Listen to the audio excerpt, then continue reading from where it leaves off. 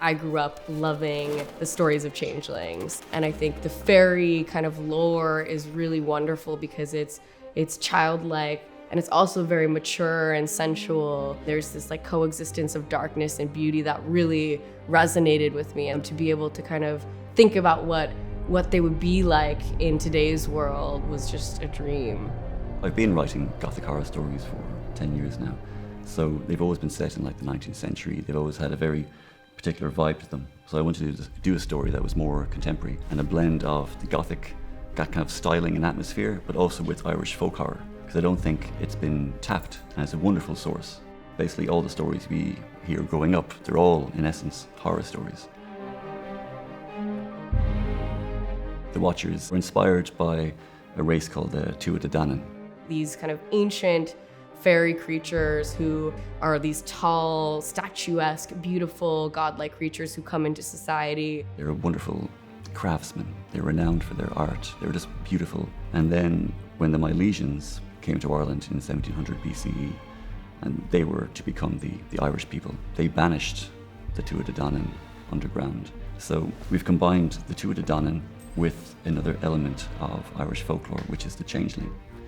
So the changeling was this shapeshifter. So I've taken this ability, this unique trait that the changelings have, and given this to the Tuatha Dé Danann.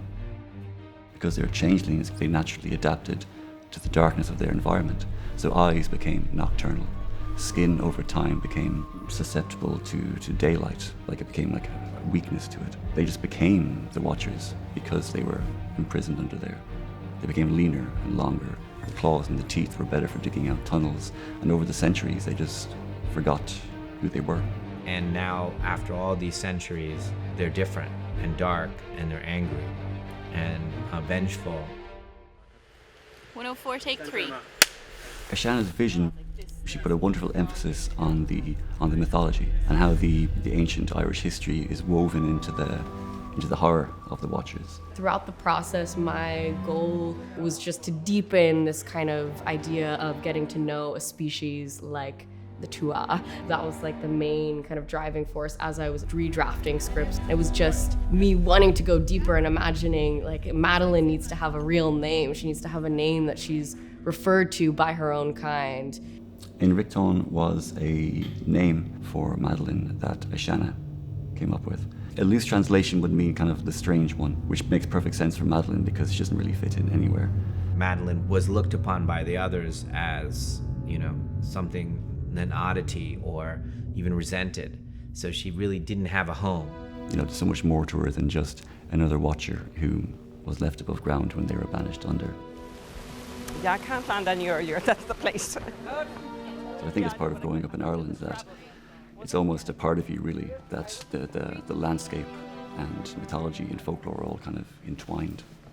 I think that these old stories, because they're such a part of the Irish psyche, I think that a lot of us would still in some way kind of believe them. Like, surely there's a reason why they've survived all these centuries. There might be some little grain of truth that's kept it alive, and that's all you need, really, to make the horror more believable. It's so deep and rich and rings so true because it's based on Irish folklore. Many generations have been talking about these stories, and you can feel the depth of it, that once upon a time people believed this, that this was true.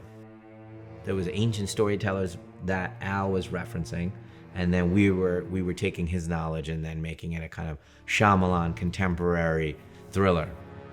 Most of my life has been about trying to rationalize how these kind of magical things could exist in today's world.